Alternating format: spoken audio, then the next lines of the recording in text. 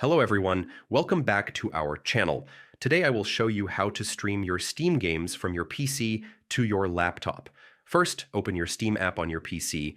If you are not logged in, click the login button and enter your account name and password. Click Steam in the top left corner and select Settings from the drop-down menu.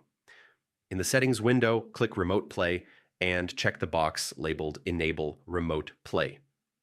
You can also enable advanced host options for more customization.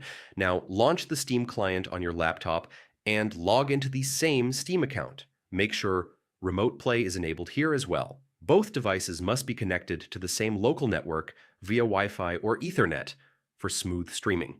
Your laptop will detect your PC and show it as an available host. Select it to connect and launch any game from your Steam library, and that is it. Thanks for watching. Do not forget to subscribe to our channel, and I will see you in the next video.